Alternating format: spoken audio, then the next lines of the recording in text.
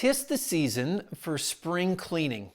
No doubt all over the internet, in magazines, on countless shelves, there's going to be all these articles about how to spring clean your home. And I get it. I've lived in that world. I grew up and lived in plenty of winters.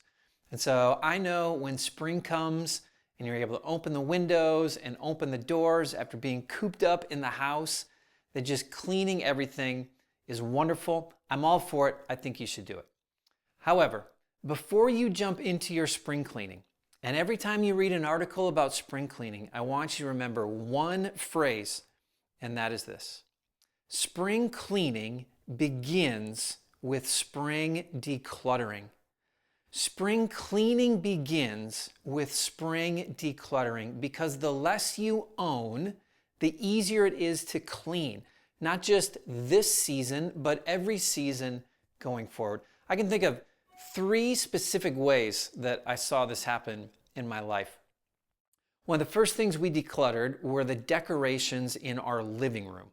As we began minimizing our entire home, we started with, there were shelves and a bunch of knickknacks on them. And I remember pulling them off the shelves and noticing how easy it became to dust the shelf because there was less stuff on it. I don't know why this never occurred to me before, but fewer things, easier to clean.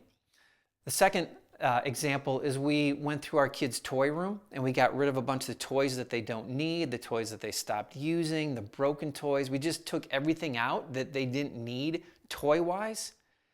And it became so much easier to clean up the toy room every single day. Fewer toys, easier to clean. A third example was as we began getting rid of things we didn't need, we went through our wardrobe and I got rid of a bunch of clothes that I didn't wear. I really streamlined my wardrobe going forward. And it became so much easier to put my clothes away, to keep my closet tidy. The less we own, the easier it is to clean. And so spring cleaning should always begin with spring decluttering. Now let me give you just a couple quick tips on how to do that and how to make quick progress in this area. Number 1, start in your easiest spaces. Like I mentioned, we started with decorations on shelves, we started with clothes in our closet, tackled some of the toys in our kids' rooms. I wasn't going through boxes in the attic and boxes in the basement. We eventually got to some of those spaces, but start with easier things that you can get rid of right away. Number 2, get started in your lived-in areas. So again, avoid the attic and the basement to get started. If you declutter your kitchen, you'll notice immediately cleaning the kitchen is easier. If you declutter the living room, you'll notice the next time you sit down to watch TV, it's calmer, it's peaceful, again, easier to clean.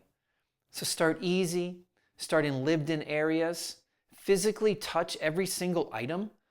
When you touch an item, it causes you to make a decision about it. And so every item you touch, you can either relocate, you can remove, or you can return back to where it was.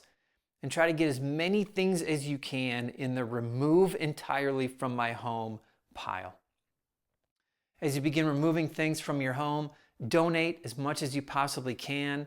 So many people try to sell the things that they're getting rid of, and it just adds stress and burden. They're frustrated that they don't make very much money from the things that they're selling. Man, just find a local charity that you believe in and donate items there instead.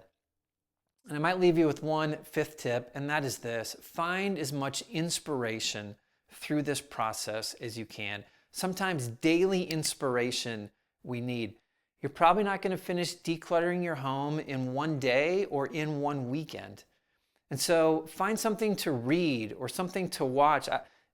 Watch the videos here on my YouTube channel, or go to becomingminimalist.com, or find any writer encouraging you to simplicity and to owning less stuff.